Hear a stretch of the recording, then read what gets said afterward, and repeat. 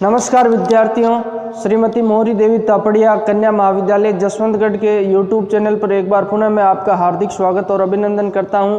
मैं प्रवक्ता चंद्र प्रकाश गुर्जर। आज की क्लास हमारी बीए द्वितीय वर्ष के छात्रों हेतु इतिहास विषय की होगी और इतिहास विषय के दौरान हम जो निरंतर अध्ययन कर रहे हैं क्षेत्रीय शक्तियों का विकास मध्यकाल के दौरान जो प्रांतीय राजवंश है उनके बारे में हम पढ़ रहे हैं। तो आज हम जो नए राज्य के बारे में पढ़ेंगे, जो प्रांतीय राजवंश है, जो क्षेत्रीय शक्ति जौनपुर के बारे में आज पढ़ने वाले हैं। सबसे पहले तो इसकी ऐतिहासिक पृष्ठभूमि के बारे में बात करते हैं कि जौनपुर वर्तमान समय में कहाँ स्थित है। तो उत्तर प्रदेश राज्य में स्थित है वर्तमान समय में जौनपुर, और यहाँ पे सरकी वंश के शासकों का शासन रहा था। इसी वजह से जो जौनपुर को सांस्कृतिक उन्नति के कारण और सांस्कृतिक जो इसके द्वारा जो प्रगति की गई थी, इसी कारण इसे भारत का सिराज भी कहा जाता है। तो सबसे पहले बात करते हैं जौनपुर की स्थापना किसके द्वारा की जाती है। फिरोज शाह तुगलक के द्वारा, जिसके शासनकाल के बारे में मैंने आपको पहले बताया था। 1351 ईस्वी से लेकर 88 ईस्वी का उसका शासनकाल रहता है, और उनके द्वारा जो जौनपुर की स्थापना की जाती है। अपना जो चचेरा भाई होता है जोना खां, उसकी मृत्यु हो जाती है और उसकी स्मृति में, उसकी याद में उसके द्वारा जौनपुर की स्थापना की जाती है। गोमती नदी के आसपास का क्षेत्र है। गोमती नदी के पास जमनपुर क्षेत्र में जौनपुर की स्थापना फिरोज शाह तुगलक के द्वारा कर दी जाती है। इसकी स्थापना फिरोज शाह तुगलक के द्वारा बात की जाए तो 1359-60 ईस्वी में की जाती है स्थापना फिरोज शाह तुगलक के द्वारा। और मोहम्मद तुगलक, जो फिरोज शाह तुगलक की मृत्यु के पश्चात उनका पुत्र होता है मोहम्मद तुगलक, नासिरुद्दीन मोहम्मद जिसे कहा जाए। एक मोहम्मद बिन तुगलक है, वो अलग है, और ये मोहम्मद तुगलक अलग है। ये फिरोज शाह तुगलक का पुत्र है। इसके द्वारा क्या किया जाता है, मलिक सरवर नाम का एक व्यक्ति होता है जो हिंजड़ा होता है, उसे जौनपुर का गवर्नर यानी कि सूबेदार उसके द्वारा नियुक्त कर दिया जाता है। और उसे जौनपुर का सूबेदार नियुक्त करने के पश्चात मलिक उस सरकी की उपाधि दी जाती है मोहम्मद तुगलक के द्वारा।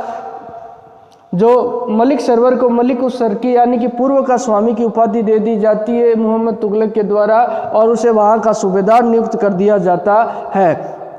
जब तैमूर का आक्रमण होता है, आपको पता होगा, जो मैंने बताया 1397-98 ईस्वी में, तो उसी समय जो राजनीतिक अस्थिरता फैलती है उसका फायदा उठाते हुए मोहम्मद तुगलक के मलिक सरवर के द्वारा जो अपने आप को जौनपुर का स्वतंत्र शासक घोषित कर दिया जाता है।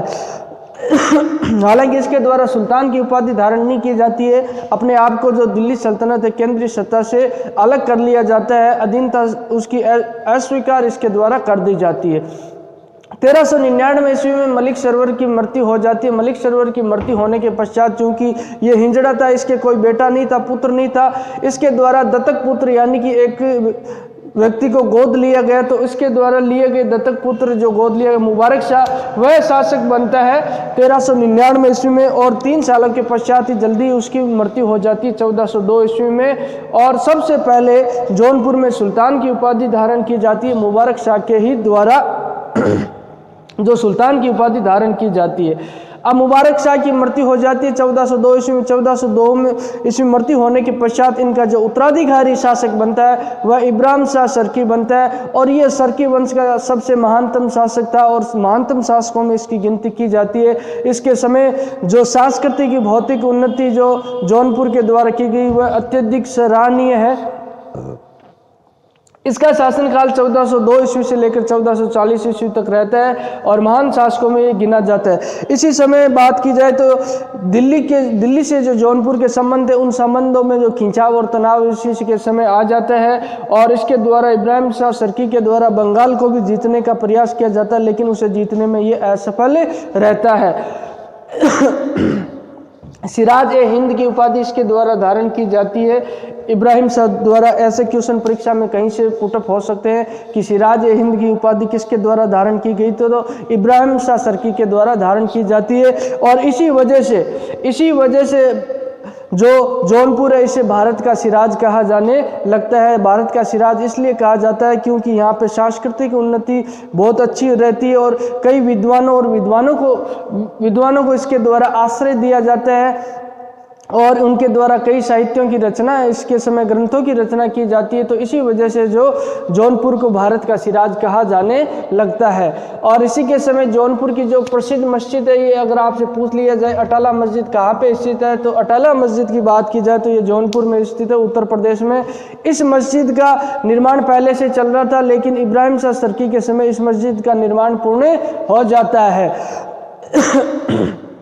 1440 ईस्वी में इब्राहिम शाह सरकी की मृत्यु हो जाती है। उनकी मृत्यु होने के पश्चात उनके पुत्र महमूद शाह और इनके पुत्र मोहम्मद शाह, इसमें फ़र्क को आप समझने का प्रयास करना।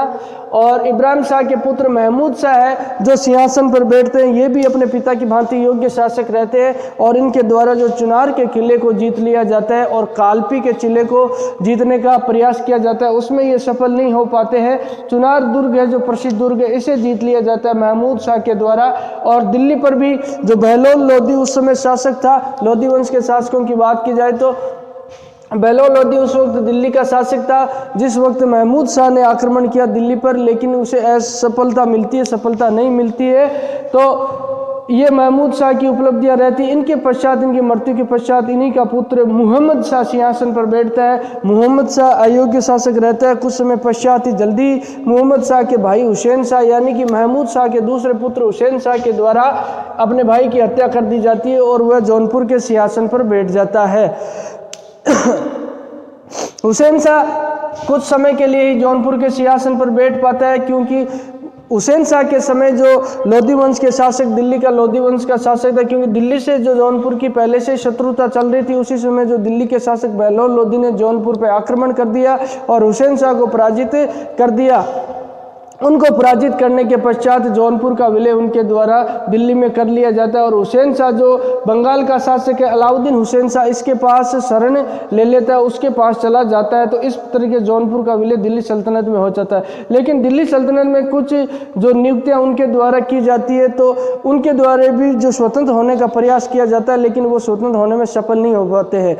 तो बहलोल लोधी के द्वारा जब जौनपुर को जीत लिया जाता तो अपने बड़े पुत्र जो बारबक शाह है, इसको जौनपुर का प्रशासक नियुक्त कर दिया जाता है और उनकी देख रेख में जौनपुर के शासन का संचालन किया जाना लगता है। तो उसके पश्चात जब बहलोल लोधी की मृत्यु हो जाती है, तो उसके पश्चात जो सिकंदर लोधी जो दिल्ली का शासक बनता है, उसमें बारबक शाह के द्वारा अपने आप को स्वतंत्र शासक घोषित कर दिया जाता है। दिल्ली का सुल्तान, जौनपुर का सुल्तान घोषित कर दिया जाता है। तो सिकंदर लोधी के द्वारा इन्हें एक बार पराजित करके पुनः जौनपुर का शासन सौंप दिया जाता है, लेकिन दूसरी बार बारबक शाह के द्वारा और अपने आप को स्वतंत्र शासक घोषित किया जाता है। उस समय बारबक शाह पे आक्रमण करके सिकंदर लोधी ने और इन्हें कारागार में डाल दिया जाता है।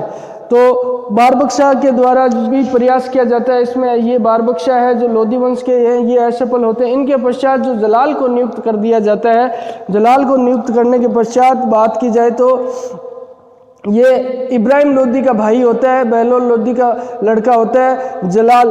तो इसे प्रशासनिक अधिकार दिए जाते हैं और इसे जौनपुर का जो प्रशासनिक नियुक्त कर दिया जाता है। इसी वक्त जब बहलोल लोधी की मृत्यु हो जाती है और इब्राहिम लोधी दिल्ली का शासक बनता है, उसी समय बात की जाए तो इस जलाल के द्वारा भी बारबक शाह की तरह अपने आप को स्वतंत्र सुल्तान करने का प्रयास किया गया। तो जौनपुर और कालपी को अपने आप को स्वतंत्र सुल्तान इसके द्वारा घोषित कर दिया गया जलाल के द्वारा। तो इब्राहिम लोधी ने इस पे आक्रमण किया। इब्राहिम लोधी ने आक्रमण करके और जलाल की हत्या कर दी। जलाल की हत्या करने के पश्चात जौनपुर को पूर्ण रूप से दिल्ली सल्तनत में विलय कर लिया जाता है।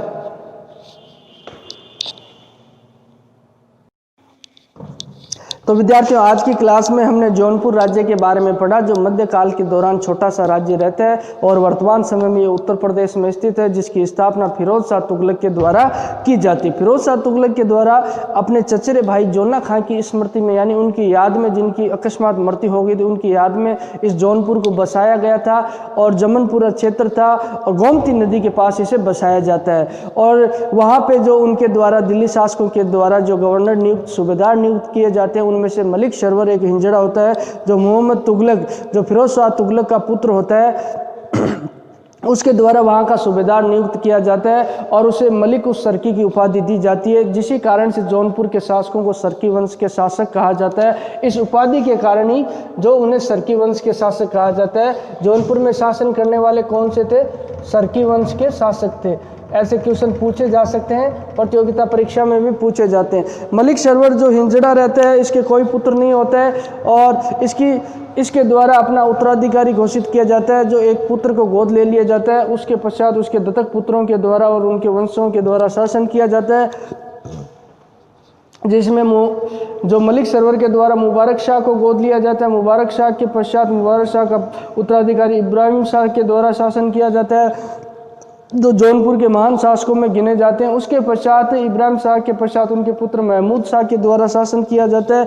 महमूद शाह के पश्चात महमूद शाह के पुत्र मुहम्मद शाह के द्वारा शासन किया जाता है और इनकी हत्या जो मुहम्मद शाह के भाई हुसैन शाह द्वारा कर दी जाती है। ये हुसैन शाह महमूद शाह के ही पुत्र थे। हुसैन शाह के द्वारा जो जौनपुर पर शासन किया जाता है, उसी वक्त बहलोल लोदी के द्वारा जौनपुर का विलय कर लिया जाता है। अपने पाठ्य पुस्तक में यहाँ तक दिया है, लेकिन ये कुछ बातें हैं जो मैंने आपको अतिरिक्त बताई है। जौनपुर में उस समय के पश्चात जो बारबक शाह को नियुक्त कर दिया जाता है, जो बहलोल लोदी का बड़ा पुत्र होता है, इसके द्वारा स्वतंत्र होने की घोषणा की जाती है और ये प्रयास किया जाता है दिल्ली सल्तनत से स्वतंत्र होने का। लेकिन उसी समय जो बात की जाए सिकंदर लोदी के द्वारा इन्हें कारागार में डाल दिया जाता है, जेल में डाल दिया जाता है। उसके पश्चात बात की जाए तो जलाल वहाँ के शासक बनते हैं। सिकंदर लोदी का ही ये जो पुत्र होता है जलाल, और इनके द्वारा भी असफल प्रयास किया जाता है जौनपुर को पुनः स्वतंत्र करने का दिल्ली सल्तनत, लेकिन इब्राहिम लोदी के द्वारा इनकी हत्या करके